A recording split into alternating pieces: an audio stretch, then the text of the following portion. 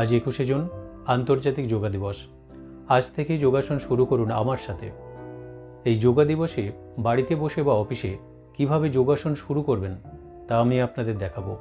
আজকের ভিডিওটা তাদের জন্য যারা যোগা দিবস থেকেই যোগাসন শুরু করতে চান, নিজেকে সুস্থ রাখার জন্য, রোগমুক্ত শরীর গড়ার জন্য, নিজেকে সতেজ রাখার জন্য। আজ আপনাদের দেখাবো বেসিক যোগা বা খালি হাতে ব্যায়াম, প্রতিদিন সকালের আলসেমি কাটানোর জন্য এবং জড়তা কাটানোর জন্য দরকার। সঠিক নিয়মে কোন আসনের পর কোন আসন করবেন, আসনটা কতক্ষণ অভ্যাস করলে উপকৃত হবেন, একটার পর একটা স্টেপ বাই স্টেপ ভিডিওর মাধ্যমে আপনাদের কাছে উপস্থাপনা করব। নমস্কার, যোগ আরাধনায় আপনাদের সবাইকে স্বাগত। প্রথমে যোগাসনের উপযোগী করে মনটাকে তৈরি করে নিতে হবে। চোখ বন্ধ করে 1 মিনিট এইভাবে থাকুন। শ্বাস নিচ্ছেন, শ্বাস ছাড়ছেন, এটাই শুধু মনে মনে কল্পনা করুন।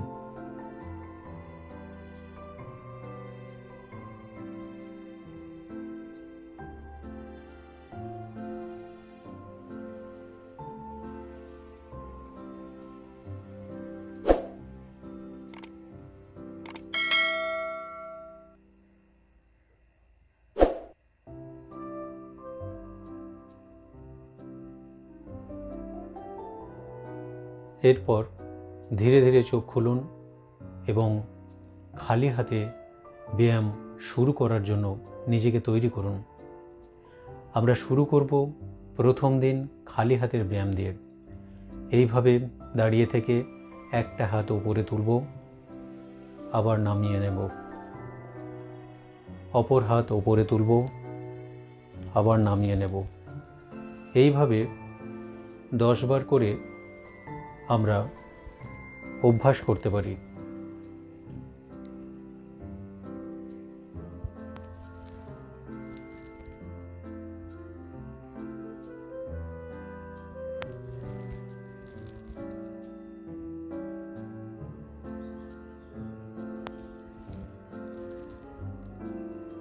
আমাদের পরের খালি হাতে ব্যায়াম।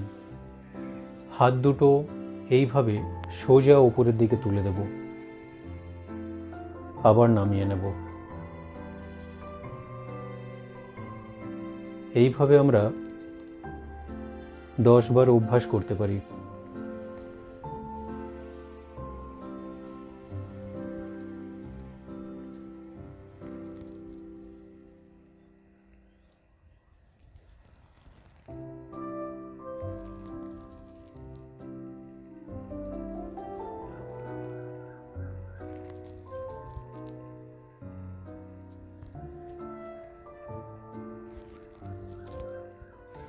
এইভাবে আপনারা 10 বার পর্যন্ত অভ্যাস করবেন।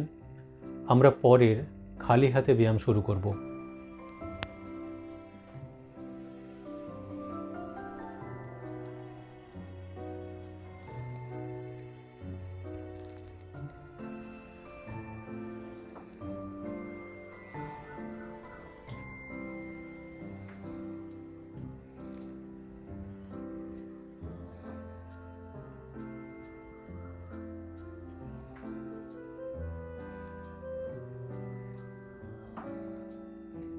এইভাবে আমরা 10 বার ধরে আসনটা অভ্যাস করব। পরের খালি হাতে ব্যায়াম। ডান হাতের কবজি বাম হাত দিয়ে এইভাবে ধরব, মাথার উপরে রাখব। এইভাবে আস্তে আস্তে বাম দিকে হিলে যাব। একইভাবে ডান হাত দিয়ে বাম হাতের কবজি ধরব।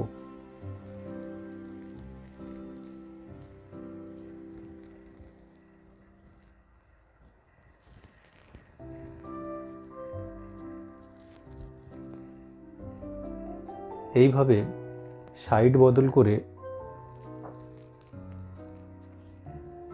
10 বার অভ্যাস করতে পারি।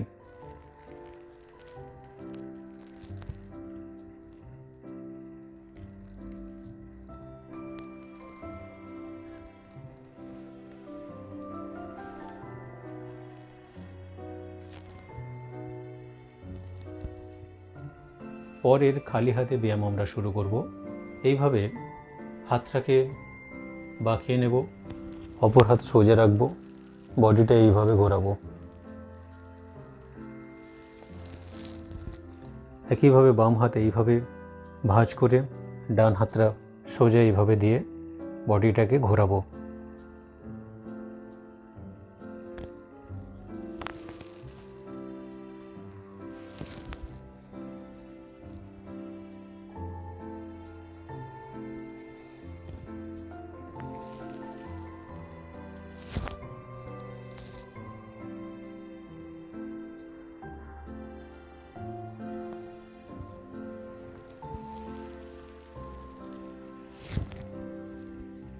এইভাবে আমরা 10 বার পর্যন্ত অভ্যাস করতে পারি। পরের খালি হাতে ব্যায়াম, শোল্ডার রোটেশন।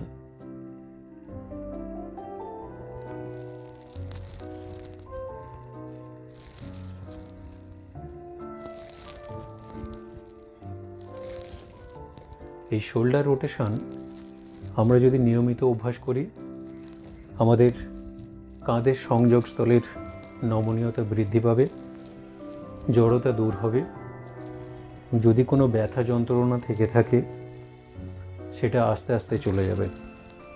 এইভাবে সামনের দিকে 10 বার ঘোরানোর পর ঠিক তার উল্টো দিকে ঘোরাবো।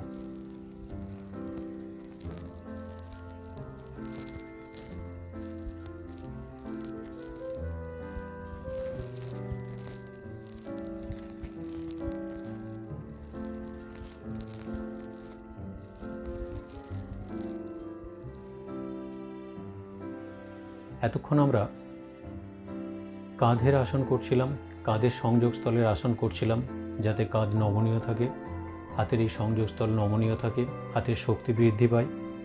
এরপর আমরা সার্ভাইকাল অর্থাৎ ঘাড়ের আসন করব, যার মাধ্যমে আমাদের সার্ভাইকাল এরিয়াটা সুস্থ রাখতে পারি।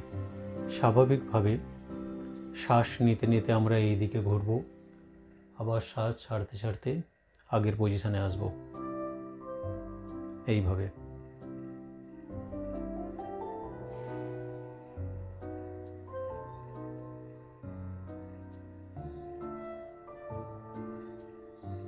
আবার শ্বাস নিতে নিতে এই দিকে ঘুরব,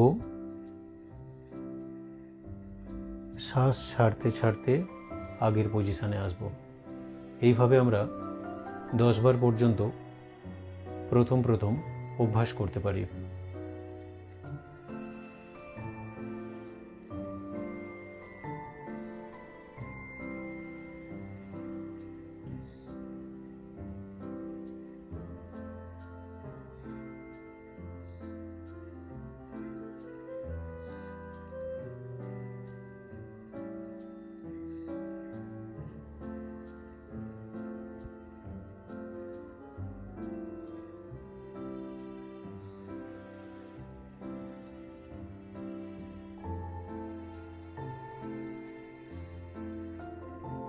আপনারা প্রথম ধীরে ধীরে অভ্যাস করবেন, পরে সময়টা বাড়িয়ে দেবেন।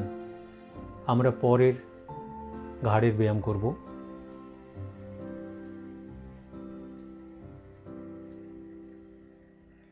এইভাবে আমরা ধীরে ধীরে ঘাড় বা মাথা একবার ডান দিকে হেলাবো, আবার আগের অবস্থায় আসব, আবার বাম দিকে হেলাবো, আবার আগের অবস্থায় আসব।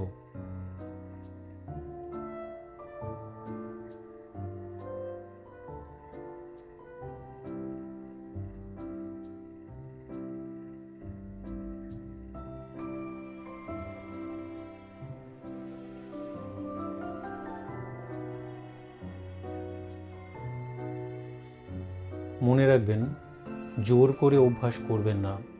সাবলীলভাবে সহজে মাথা যতটা যাবে ততটাই নোয়াবেন। এরপর আমরা ঘাড়ের অন্য আর একটা আসন করব, যেটা আমাদের স্পন্ডিলাইসিস বা ঘাড়ের ব্যথা কমাতে ভীষণ দরকার।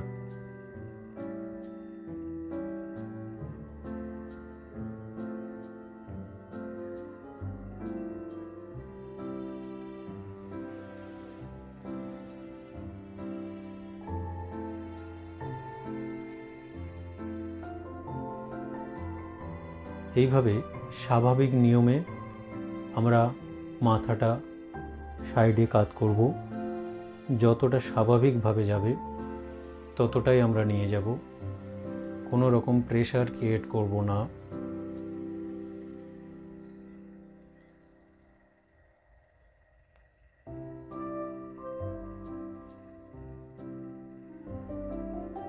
এইভাবে 10 বার পর্যন্ত অভ্যাস করতে পারি।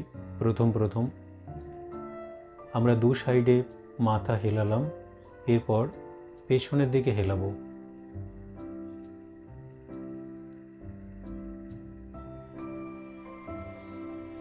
মনে রাখবেন, যাদের সার্ভাইকাল স্পন্ডিলাইসিস আছে বা ঘাড়ের প্রচণ্ড ব্যথা হয়, তারা কিন্তু সামনের দিকে এইভাবে ঝুঁকবেন না। এইভাবে ঝুঁকলে ঘাড়ের স্পন্ডিলাইসিসের ব্যথা বাড়বে বা ঘাড়ের ব্যথা বাড়বে। তাই শুধুমাত্র চেষ্টা করবেন পেছনের দিকটা যাওয়ার জন্য।